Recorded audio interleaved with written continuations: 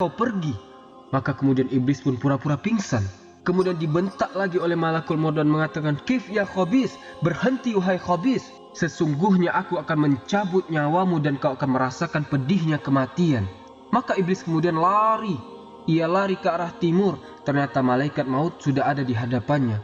Terus lari ke dalam lautan, kemudian menyelam sedalam-dalamnya. Ternyata di situ pun ada malakul maut.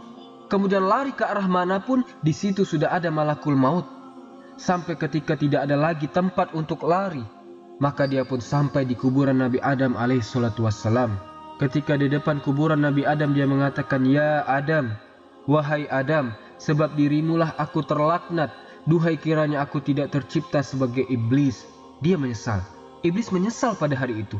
Teman-temanku seiman yang dimuliakan Allah Subhanahu wa taala, maka iblis pun mengatakan kepada malakul maut sebelum dicabut nyawanya, "Wahai malakul maut, sekiranya kau cabut nyawaku, kira-kira minuman apa yang akan kau berikan kepadaku?" Maka malakul maut pun mengatakan, "Engkau akan meminum dari air neraka Lado, air neraka Sakhar, air neraka Jahim, air neraka yang sangat panas berlipat-lipat." Maka mendengar itu kemudian iblis berguling-guling di tanah. Kemudian dia pun berteriak lagi. Terus dia berusaha lari lagi ke arah timur dan barat, ke arah selatan dan utara.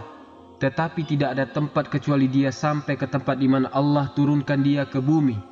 Maka malakul maut pun kemudian mencabut nyawanya dan dia merasakan sakit. Seolah-olah rasa sakit yang dikumpulkan dari setiap sakit manusia dan jin. Saat dicabut nyawanya mulai dari yang pertama hidup sampai yang terakhir mati. Itulah yang dirasakan si iblis di detik-detik kematiannya.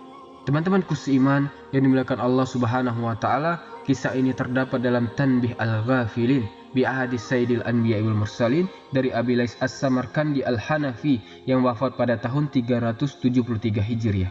Akan tetapi riwayat ini riwayat yang tidak ada sanadnya. Riwayat yang tidak jelas sanadnya.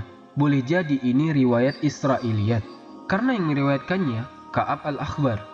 Dan Ka'ab Al-Akhbar ma'ruf dahulunya adalah seorang pendeta yang masuk Islam bin Khattab, sehingga banyak mengkisahkan tentang kisah-kisah Israiliyat. Artinya tidak bisa dijadikan hujah tentang kisah ini. Karena para ulama ketika mentafsirkan Al-Quran ila yaumil waqtil ma'lum, bahwa iblis itu akan diwafatkan sampai waktu yang ditentukan, sebagian mereka mengatakan bahwa hari itu adalah hari kebangkitan pada tiupan yang kedua, baru iblis diwafatkan. Ada juga yang mengatakan bahwa yang dimaksud ila yaumil waqtil ma'lum adalah pada tiupan yang pertama, dan ini yang sahih. Dan Allah Subhanahu wa taala serta Nabi sallallahu alaihi wasallam tidak menceritakan bagaimana wafatnya. Sebagaimana dijelaskan oleh para ahli tafsir dan diantaranya pendapat jumhur ulama ketika mentafsirkan ila yaumil waqtil ma'lum ay ila nafqatil ula. Sampai pada tiupan sangkakala yang pertama, ketika manusia dibinasakan, jin dibinasakan, malaikat juga dibinasakan, maka iblis juga dibinasakan. Lalu bagaimana wafatnya? Wallahu a'lam. Apakah seperti yang saya kisahkan tadi? Maka saya katakan kisah yang saya kisahkan tadi adalah kisah Israiliyat yang tidak bersanad. Bagaimana wafatnya? Wallahu a'lam. Yang jelas Allah Subhanahu wa taala lebih paham dan lebih tahu bagaimana dia mencabut nyawa iblis laknatullah alaih. Semoga video ini bermanfaat. Subhanakallahumma wa bihamdika asyhadu an la ilaha illa anta astaghfiruka wa atubu ilaik. Assalamualaikum warahmatullahi wabarakatuh.